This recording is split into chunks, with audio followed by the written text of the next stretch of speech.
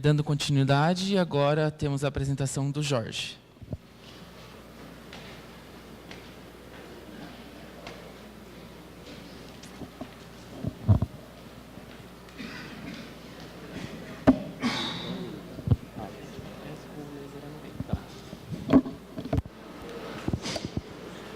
Alô.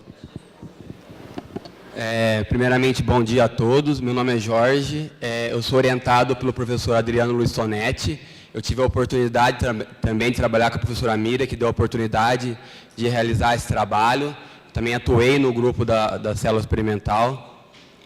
E a minha função foi avaliar o tratamento do lixiviado. Gostaria de parabenizar também a equipe pela realização do evento. É um espaço importante para a troca de saber. Eu tive a oportunidade de ver as palestras dos companheiros, da Luana, da Evelyn, e isso só acrescenta cada vez mais.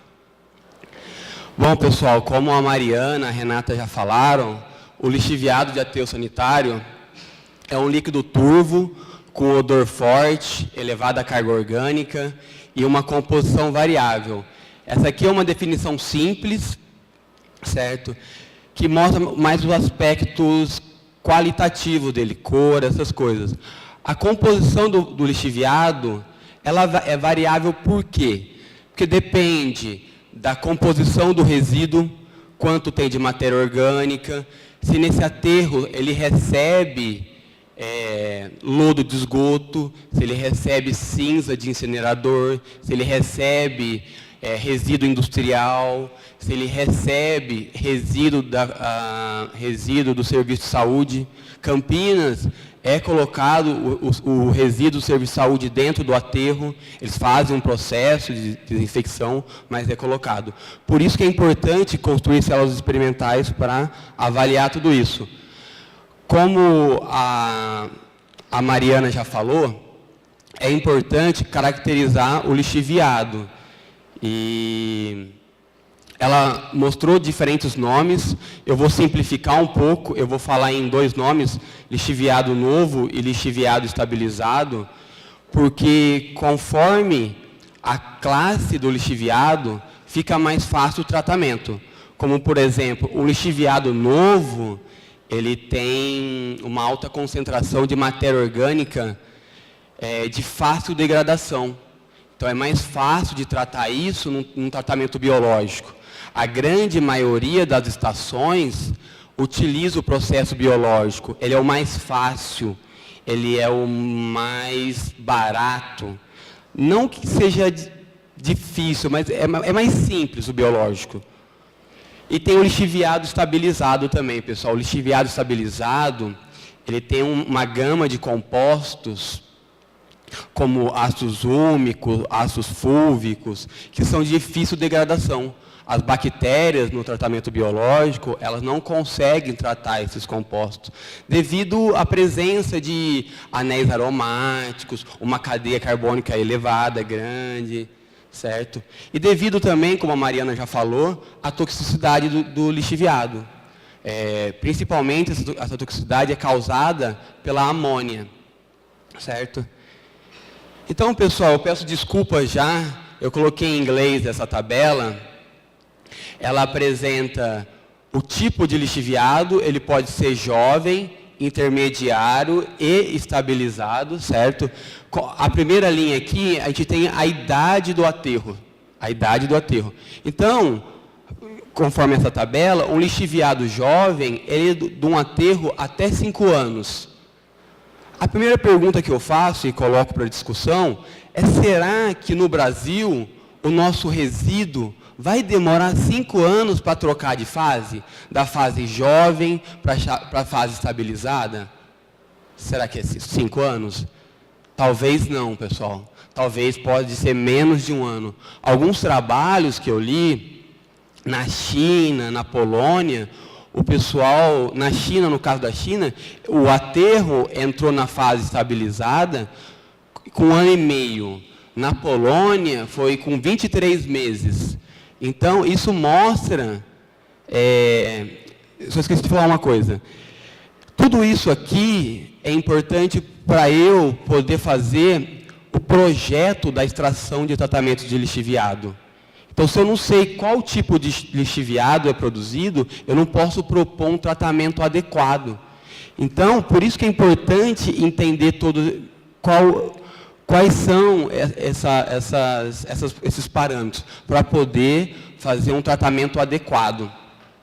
Então, já falei da idade e nós temos a dúvida se no Brasil quantos dias demora. Então, o projeto da professora Miriam vai mostrar isso. Quanto tempo demora para um resíduo passar da fase acidogênica ou para metanogênica, ou quanto tempo ele demora para ser novo e para ser estabilizado.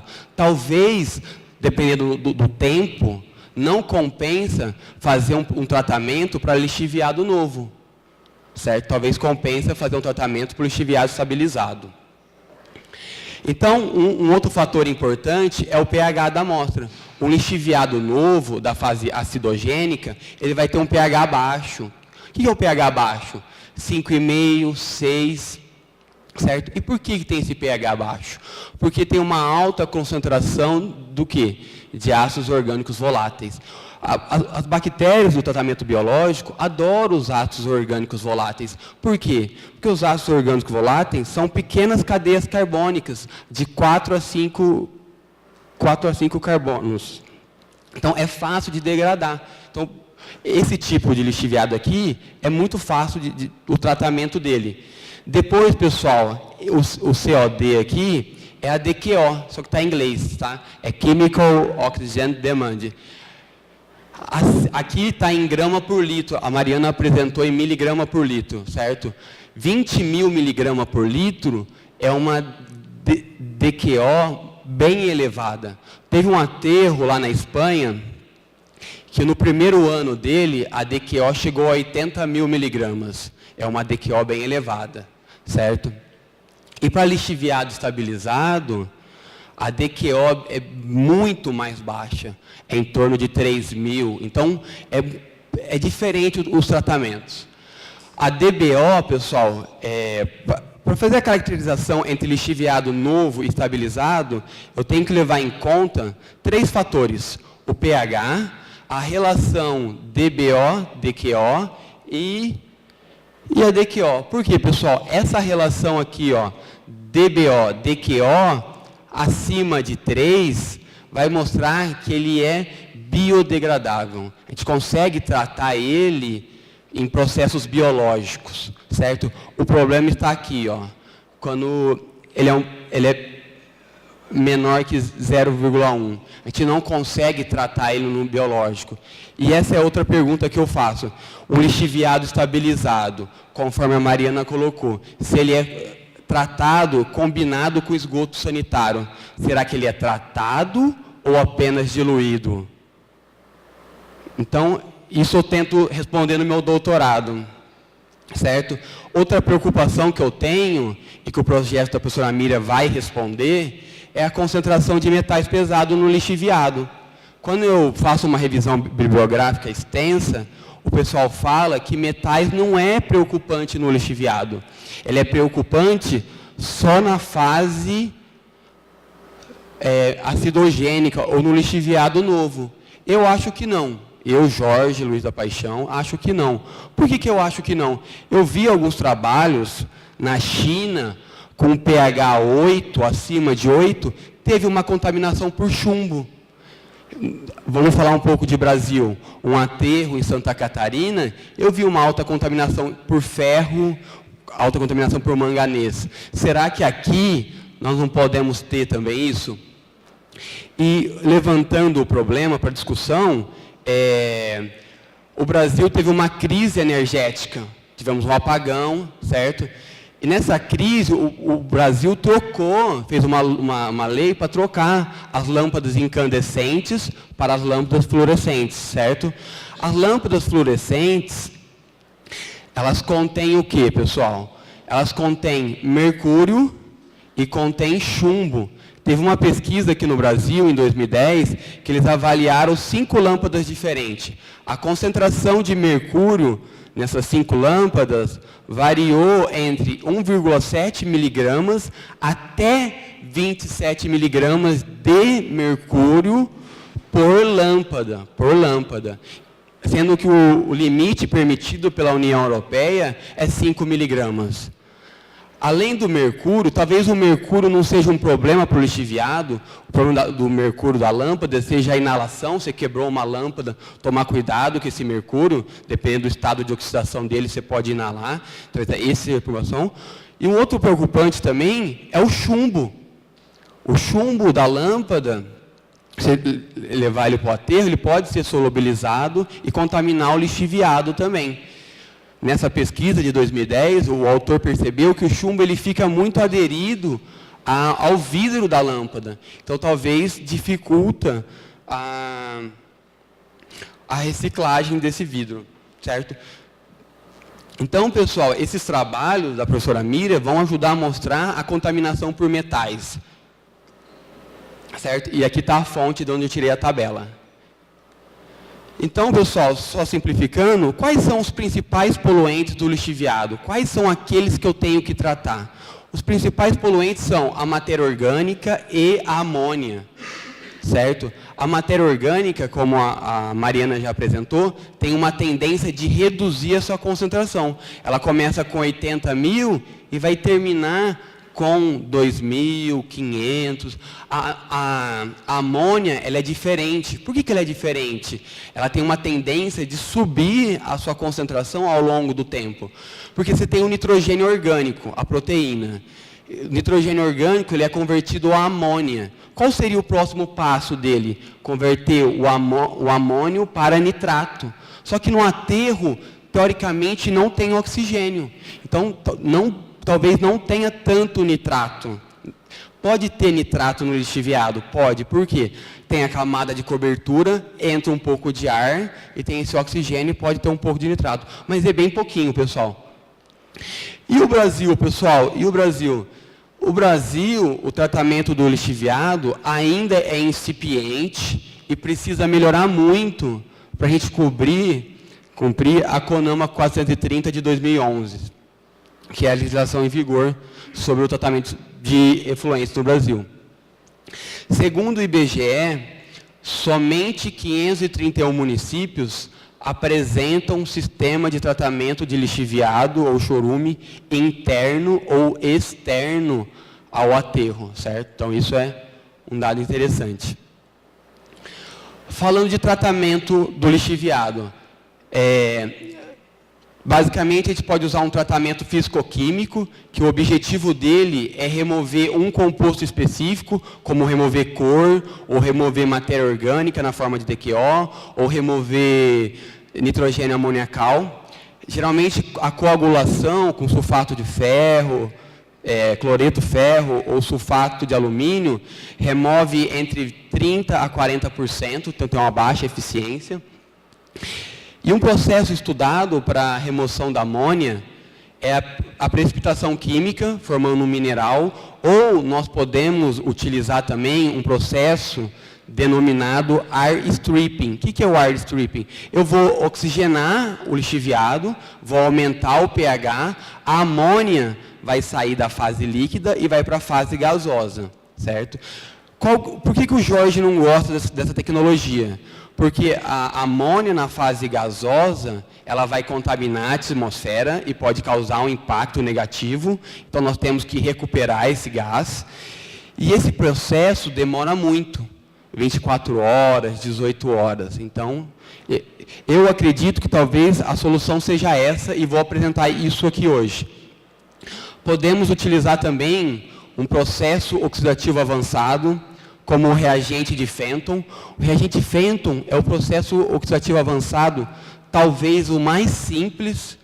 Eu não vou falar que é o mais simples, porque alguém pode falar outro, aí a gente vai entrar no embate, mas talvez seja o mais simples. O que é necessário?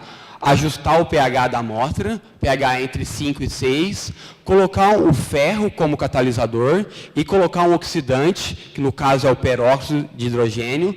O catalisador, junto com esse peróxido, vai gerar um radical hidroxila e ele vai oxidar a matéria orgânica, certo? E tem o tratamento biológico também. O tratamento biológico ele é recomendado para lixiviado novo. No entanto, pessoal, uma alternativa é realizar o tratamento combinado com esgoto sanitário. É o que acontece aqui em Campinas, certo? É o que acontece aqui. Por que o pessoal faz isso? Tem uma vantagem econômica. Que vantagem econômica? Ao invés de ter duas estações, uma no aterro e uma estação de tratamento de esgoto, eu vou ter uma só, certo? E qual que é a outra vantagem também? Uma vantagem legal, falando da CONAMA. Quando eu faço o tratamento de lixiviado junto com o esgoto sanitário, eu não tenho que cumprir o padrão de nitrogênio amoniacal. Eu posso lançar o meu efluente com qualquer concentração de nitrogênio amoniacal. Então, isso é uma vantagem para o dono da estação, certo? Então, tem essa vantagem legal. Só lembrando que o lixiviado, o que eu estudei, ele tinha 2.000 miligramas de amônia. Se eu diluir ele a 10%, ele vai ter 200 miligramas. No esgoto doméstico, quanto eu tenho de nitrogênio amoniacal? Quanto tem, Daniel, no seu esgoto? 80, 60. Então, eu estou lançando um efluente com 3 vezes mais nitrogênio do que um esgoto sanitário. Só lembrando um pouco, o nitrogênio é um elemento que pode causar o quê? A eutrofização dos rios. A gente pode estar acabando com a qualidade dos nossos mananciais de água. Certo? Então, pessoal, esse aqui era o título do meu trabalho. Infelizmente, eu já peço desculpa, eu não vou poder falar tudo. Esse aqui são todos os processos que eu estudei no meu doutorado, mas meu orientador falou, Jorge, fala um pouquinho de cada lá para o pessoal. Infelizmente, eu não vou conseguir falar, até porque esse aqui é o meu xodó. Esse processo aqui é o que eu mais gosto. E vocês vão entender no final o porquê que eu mais gosto dele. Então, o objetivo desse trabalho foi apresentar os resultados parciais, intitulado de Lixiviado de Aterro Sanitário, Alternativas para o Cenário Brasileiro, e eu vou apresentar a remoção de amônia por precipitação química. Por que eu estou fazendo uma pesquisa para o cenário brasileiro? Porque eu sei que se eu chegar para um órgão público e falar assim, ó, o seu processo não é bom, você tem que mudar tudo, vai ser muito complicado. E falar, Jorge, você está louco, volte para a academia. Então, a nossa intenção é alterar alguma coisa, facilitar o processo. Então, a ideia básica é essa, não ter que fazer grandes alterações na estação de tratamento de esgoto. Bom, pessoal, como que eu faço a remoção da amônia?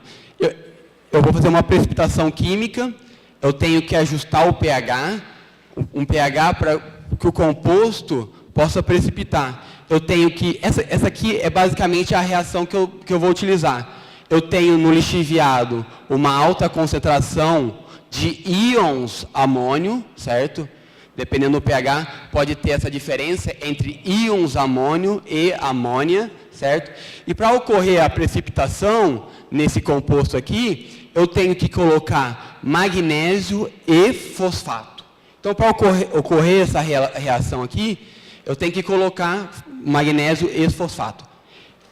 Esse composto aqui, pessoal, ele é conhecido como estruvita. Ele é um composto mineral, ele foi descoberto por um geólogo alemão chamado Struve, por isso estruvita é o nome dele, certo? Ô Jorge, uma pergunta para você interessante. Você está removendo a amônia da fase líquida no lixiviado e está passando ela para a fase sólida. O que você vai fazer com isso daqui?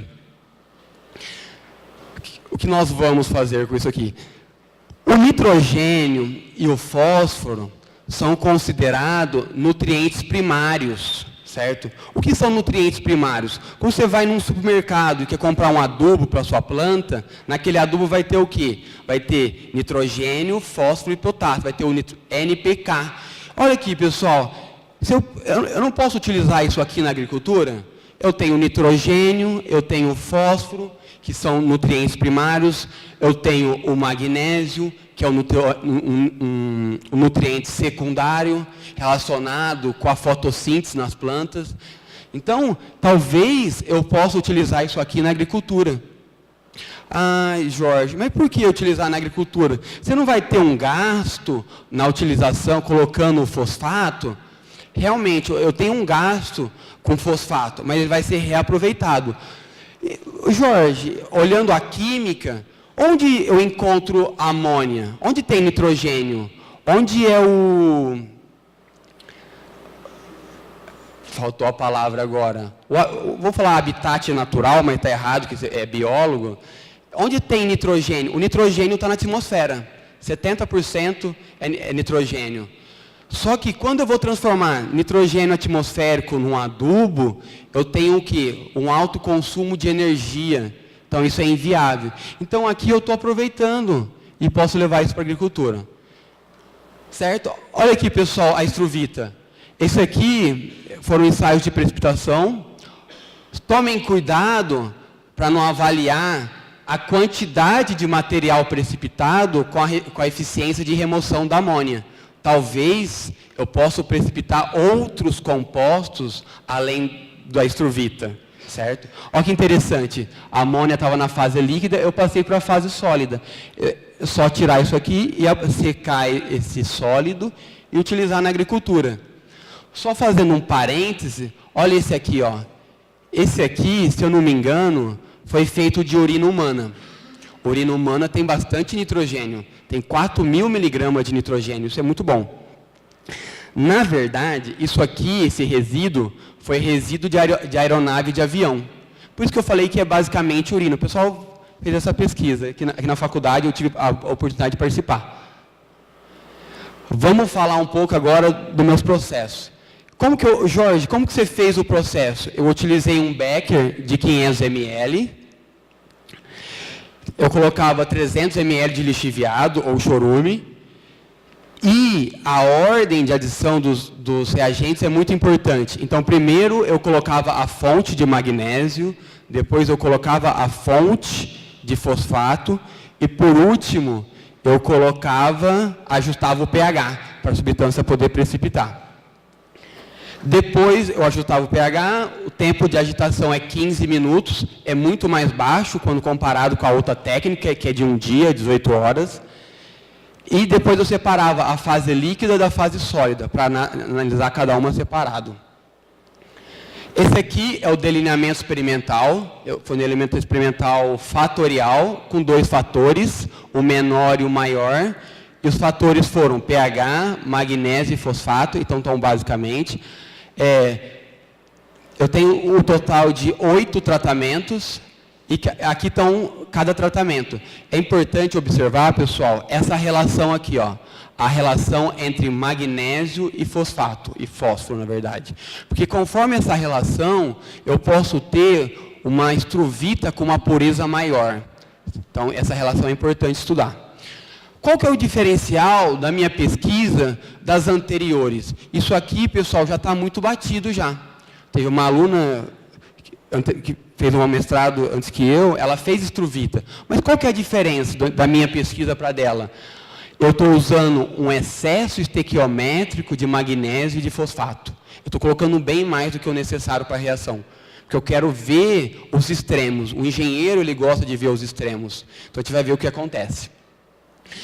E o primeiro ensaio, pessoal, eu estou usando cloreto de magnésio e hidrogênio fosfato disódico. E vou mostrar que a fonte de magnésio e a fonte de fosfato tem diferença. Aqui, pessoal, eu tenho a característica básica do lixiviado que eu utilizei. O pH dele já está bem elevado, 8,2. A DQO total de 2.830. Olha a DBO dele. A DBO de 133. A DBO está muito baixa. Talvez, é uma discussão na literatura, o parâmetro DBO não é bom para avaliar o lixiviado de aterro. Então, nós temos que mudar essa legislação. Porque o lixiviado é totalmente diferente do esgoto sanitário. Então, a gente tem que mudar. Vamos olhar a relação DBO-DQO. É uma relação muito baixa. Então, esse lixiviado aqui é o lixiviado estabilizado.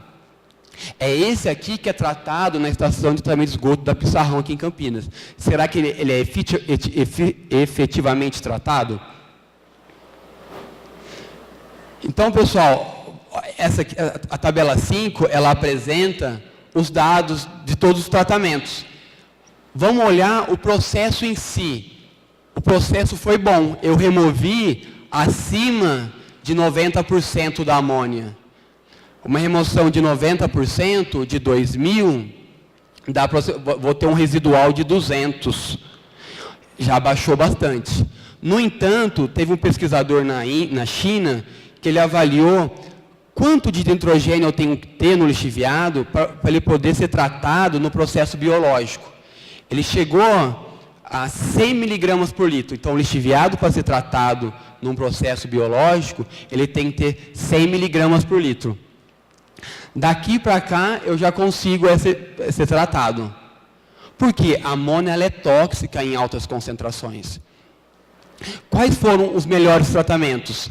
O tratamento 8 e 9. Eu tive uma remoção média de 99,6. Jorge, qual que é a concentração limite para lançamento de nitrogênio num corpo hídrico? Segundo a CONAMA 430 de 2011, o limite é de 20 miligramas por litro. Esses dois tratamentos estão abaixo.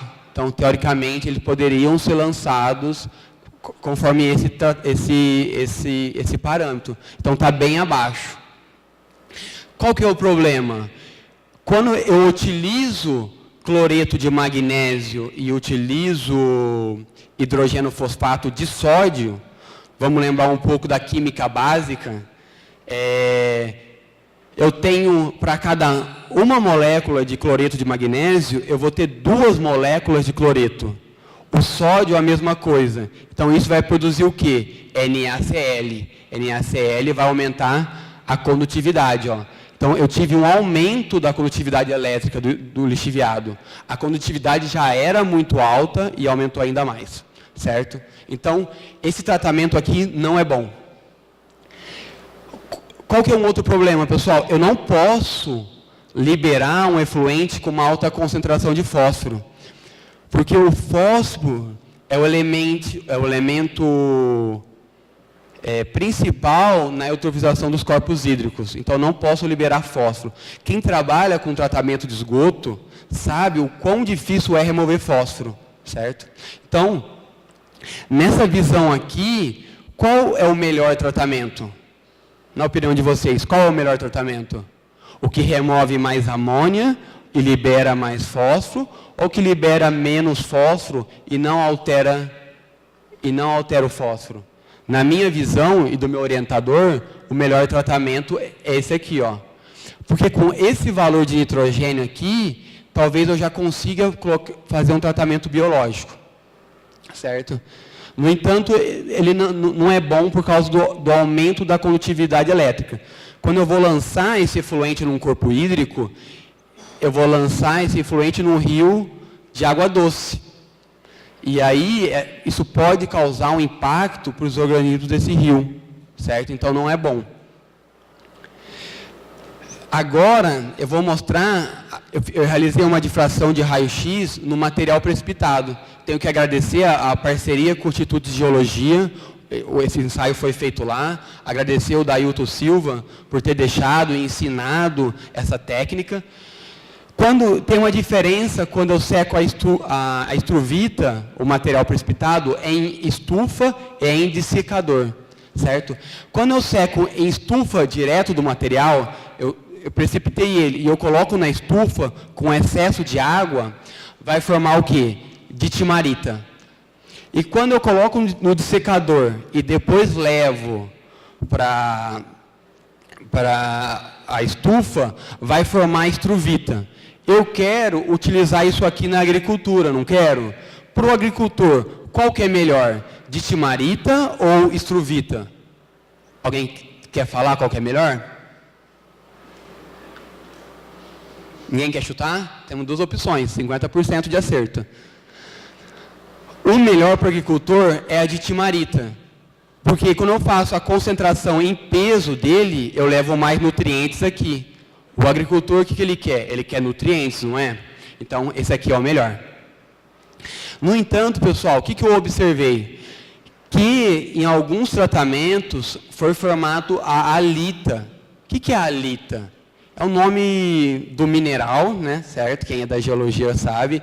Mas nada mais é do que o cloreto de sódio. E se eu levar essa ditimarita com cloreto de sódio para a agricultura, isso pode causar o quê? A salinização do solo. Então, o agricultor pode ter prejuízo. Então, esse parâmetro aqui, esse material, não é bom levar para a agricultura.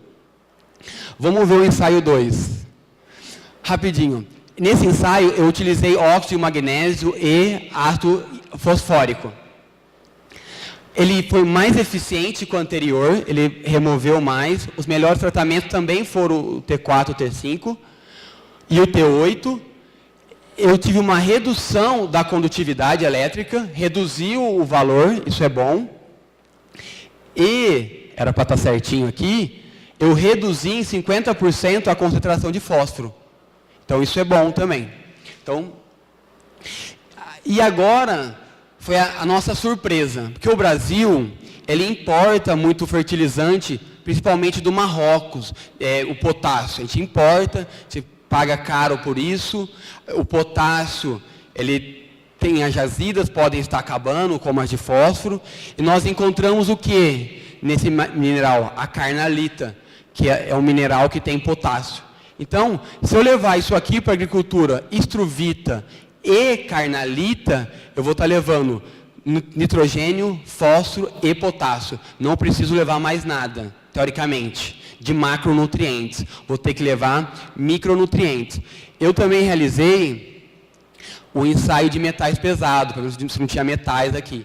Nós encontramos uma concentração alta de zinco, não preocupante, e o zinco é um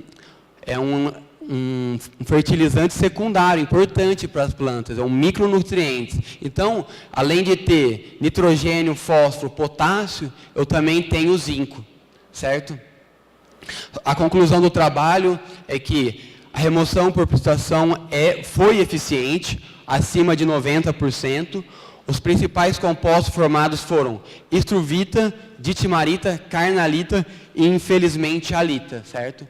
Só que esse último processo nosso não formou esse mineral. Então, a nossa pesquisa agora vai continuar como? Nós vamos pegar esse mineral aqui e vamos colocar na agricultura, certo? Essas aqui são as referências. Meu muito obrigado, desculpa pelo tempo.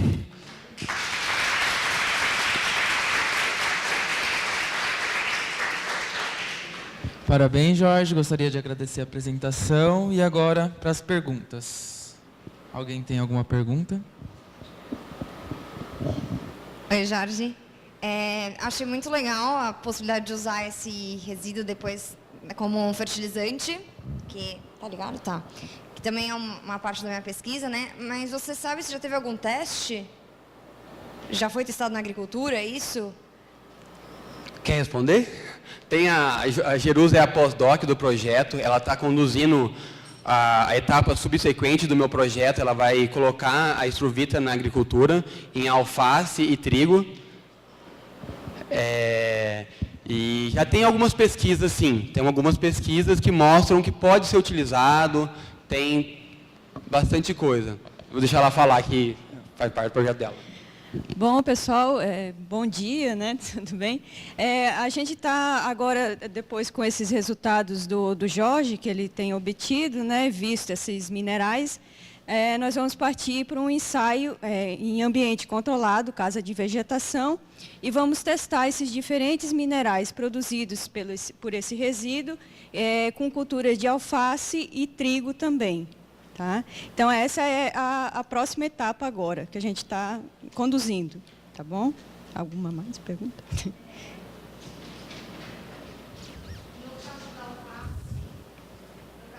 Que é um alimento que a gente consome cru, esse é o motivo da escolha, por ser um alimento que a gente consome cru, e o trigo, normalmente, ele é processado?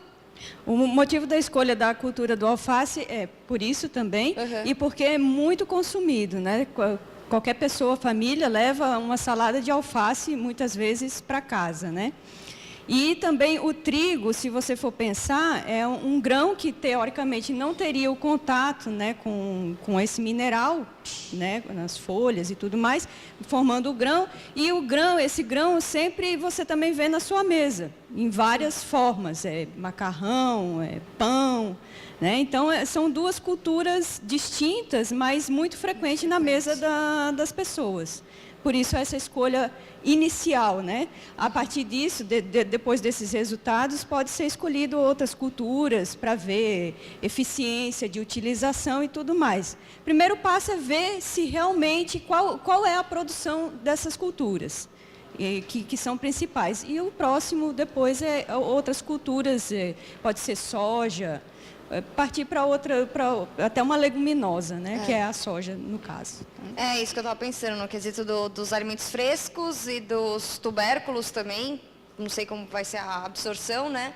E tem algum parâmetro de comparação atualmente? Porque no meu caso da compostagem existem parâmetros de qualidade. Só que esse resíduo não entra no parâmetro de compostagem, né? Ou pode... talvez os parâmetros que você diz de qualidade, de metais pesados, de patogênicos e... Então, na literatura, e ele já está fazendo essa parte também, já específica do estudo dele, né? Mas na literatura você encontra que, em relação ao fertilizante, o mineral de estruvita ou de tanamarita e tudo mais é muito melhor, porque a concentração de metais pesados, por exemplo, é praticamente inferior. A própria mineração de rochas fosfatadas, para você obter fosfatos e a parte de potássio também, essa mineração traz consigo alguns metais pesados. Então, o adubo em si tem uma concentração de metal pesado, o que não ocorre com a estruvita por causa da precipitação. Ali não se junta, entendeu? Então, tem estudos e o Jorge tem alguns resultados já voltados para essa área também. Bacana, legal. Era só essa a minha dúvida.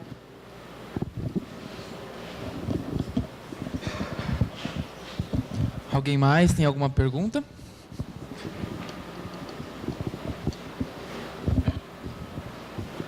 Jorge, qual foi a faixa de precipitação da estruvita de pH? Faixa de pH. O pH de precipitação, eu estudei o pH entre 8,5 e 9. Qual que foi o alcalinizante que você utilizou? Eu utilizei hidróxido de sódio. E eu acho que é interessante essa pergunta, porque o intervalo de pH, se eu aumentar muito para 9, 10, eu posso precipitar outros compostos. E eu não mostrei aqui. O magnésio, por que você não fez a análise de magnésio no efluente? Porque o magnésio não tem parâmetro para lançamento. Eu posso lançar o tanto que eu quiser. Infelizmente. Eu vou fazer uma coisa que não tem. Só que eu percebi, eu retirava a fase líquida da fase sólida e deixava no laboratório e ia fazendo as análises. Eu percebia que no final tinha um novo precipitado, formava um novo precipitado. Eu falei, vou levar para o laboratório. Eu levei para o supervisor de laboratório, falei, Dailton, precipitou, está diferente, tem uns cristais diferentes. Vamos ver o que é? Vamos ver o que era. Era chamava Nesquelhit, que era um carbonato de magnésio. Então, precipitava. Então, eu removia esses carbonatos, essa alcalinidade. E remover a alcalinidade é bom para o tratamento subsequente, se for um tratamento com um fenton, no caso. Então, estudar o intervalo de pH é importante. Jorge, tem o Massal de Jundiaí, ele fez uma pergunta. Ele está dizendo se já foi feito o levantamento da biota dos micro-organismos presentes no aterro e no chorume. E aí ele crê que a resposta pode levar aos primeiros testes reais de recirculação. Certo. Eu acho que essa pergunta nós iríamos responder com um projeto da professora Miriam. Tinha uma aluna que queria fazer essa microbiologia do projeto, ia fazer sequenciamento de DNA. E, infelizmente, não foi realizado, mas pode vir a ser ainda, está arrumar alguém para isso. Do chorume, no meu caso, eu não fiz. Tem alguns estudos que já mostram quais organismos tem ali. Tem alguns organismos patogênicos, mas a gente não fez. Infelizmente, não deu para fazer, porque não é o foco do nosso projeto. Alguém mais tem alguma pergunta? rapidinho. Eu não sei qual que é a diferença técnica de chorume e lixo viado. É igual lixo resíduos sólidos. Tá. Chorume é o popular e lixiviado é o termo técnico. Antigamente se usava o termo percolação, também percolado de aterro, mas está usado de forma errada, e o termo certo é lixiviado. Porque como a gente convive muito com o pessoal do aterro, é mais fácil falar o chorume, que fica mais simples. Legal.